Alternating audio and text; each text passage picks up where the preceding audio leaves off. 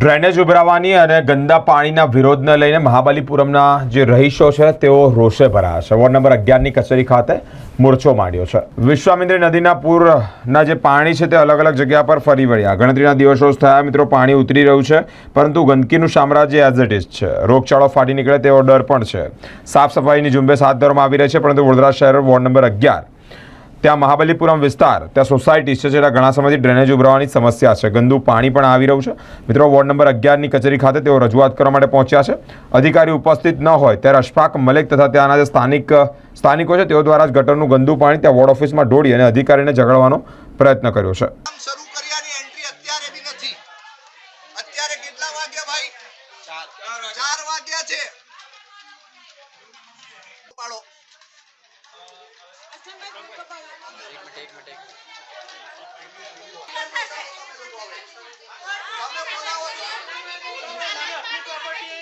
ચિરાગ છો તો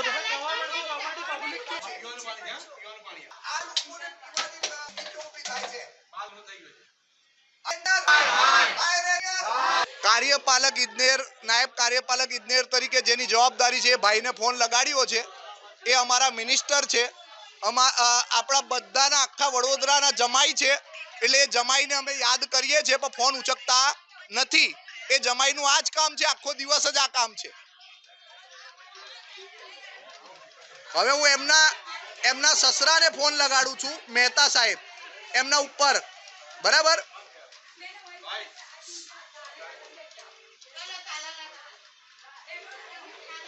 આ મહેતા સાહેબ એમની ઉપર છે.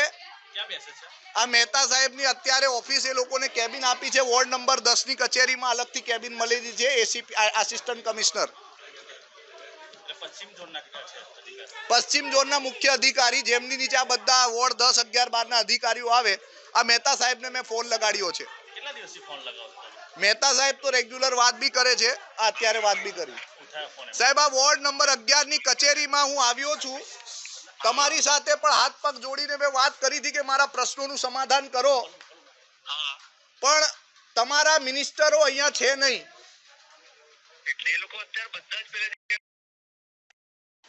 એ બુવામાં હોય તો ફોન તો ઉચકી શકે, જવાબ તો આપી શકે. માણસને કોઈ કમ્પ્લેન છે તો કમ્પ્લેન અંગે તો રજૂઆત સાંભળી શકે. તમે આટલા બધા કામોમાં એમના જેવા 25 જણને સંભાળતા હોય તો તમે રિસીવ કરી શકો, તો શું એમની જવાબદારી નથી ફોન ઉચકવાની?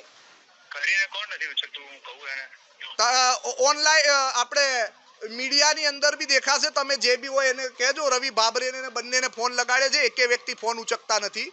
એમની ઓફિસમાં આવ્યા છે, આખી સોસાયટી આવી છે. આખી સોસાયટીના પાણી, આખી સોસાયટીમાં ગટરના પાણી છે. કોમન પ્લોટ આખો ઘૂંટણ ગટરના પાણીથી ભરાયેલો છે.